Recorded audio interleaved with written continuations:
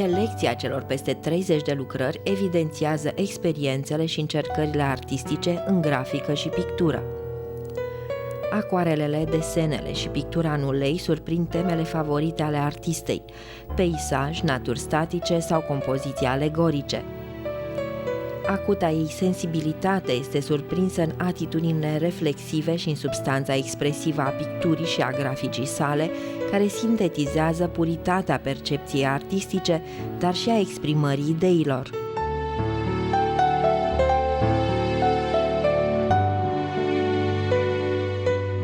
Este foarte interesantă diversitatea de tehnici grafice, deși atunci când spui grafică te gândești la alb-negru, culoare și non-culoare. Astăzi lucrează în tehnica acuarelei, în tehnica creioanelor colorate, a pastelurilor, a ceracolorului, toate petele cromatice, totuși susținute de desen, de peniță, de linie. Deci grafica este cea care dă tonul și definește această expoziție.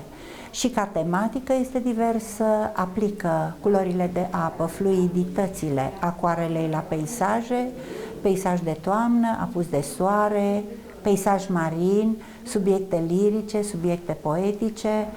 Florile le realizează poate ca tehnică apropiindu-ne, asociind-o puțin cu Ștefan Luchian, care picta superbele lui flori modeste în ulcele țărănești în pastel, și ne la folosește pastelul pentru flori sau ceracolorul ca să dea mai multă strălucire petalelor, dar foarte interesante sunt compozițiile alegorice.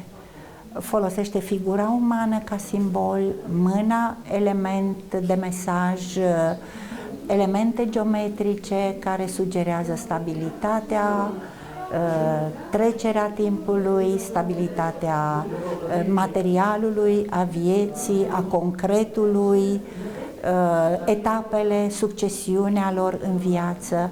Deci fiecare lucrare poate să fie un mesaj, mesaj de zbor, mesaj de liniște, mesaj de apropiere. Poate aceasta caracterizează pictura doamnei Nela Sălcianu, mesajul pe care sufletul ei de artistă, talentul ei îl transmite privitorilor.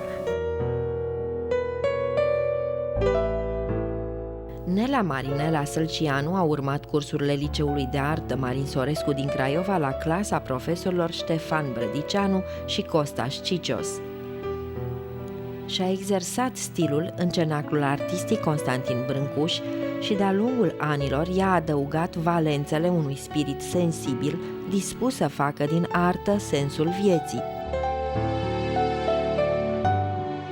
Îmi place experimentul, chiar așa mă cam subjugă. Chiar mi s-a reproșat că nu mi-aleg ceva și să merg pe tehnica aia sau pe un anumit stil. Mie îmi place să încerc, chiar și în ulei, de exemplu, îmi place și modernismul, și clasicul, și acolo, sau combinație între cele două, adică nu-mi place monotonia, diversitatea, de aceea cam toate expozițiile mele nu prea au avut o tematică, pentru că nu îmi place, de exemplu, să fac numai peisaje sau numai flori sau chiar și în grafică, nu merg numai pe negru-alb, combin tehnici diferite, pastel cu tuș, pastelurile între ele, pastel tempera, tuș acuarelă, deci am multe combinații. Mai combinații de tehnici, cum ar veni. Multe din temele dumneavoastră sunt livrești. Ați inventat chiar un personaj, Icara. Cel puțin așa cât cuprind eu, cât știu, nu am auzit de Icara. De o femeie care are un drum în ascensiune. Da, n-aș vrea chiar să mă uit în urmă, dar viața mea n-a fost chiar atât de roză. Dar totdeauna, știți, oamenii timizi, modești, totdeauna au fost suflete tari. Ele ascund, cum spunea o prietenă, parcă ești un vulcan. Da, ascund un vulcan. Acolo e o lume, zic eu, puternică. Adică par foarte fragilă, dar nu e. Lumea mea interioară este și fragilă, dar e și puternică. Dar așa, fizic, nu sunt o putere. Arta vă dă forță și Da. vă și regăsiți în spațiul acesta. În artă mi-am înnecat și necazurile, am uitat tot, pot să trec peste încercări care n-au fost puține, dar atunci când am intrat în lumea mea, cum fiecare artist, dacă îl întrebați, are lumea lui. Și lumea aceea e fantastică. E frumoasă, pleacă de la realitate, o recreezi și o recreezi, eu cel puțin, o recreezi mai frumoasă. Eu vreau să fie mai frumoasă decât realitatea. Că toate că și realitatea e destul de frumoasă dacă știi să o privești și să iei ce are ea frumos. Eu mi-aș dori enorm ca acest oraș să tindă și spre cultură, și spre frumos, nu numai tehnic, economic, comerț.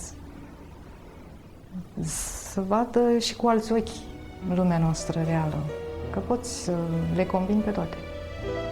Și chiar e superb să fii așa complex ca ființă umană.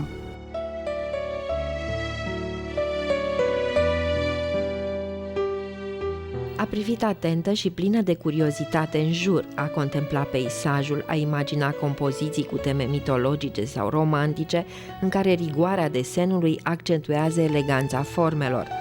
Pentru alegoriile sale alege mereu tema feminității și caută o stare de grație în deplin acord cu inflexiunile motivelor plastice.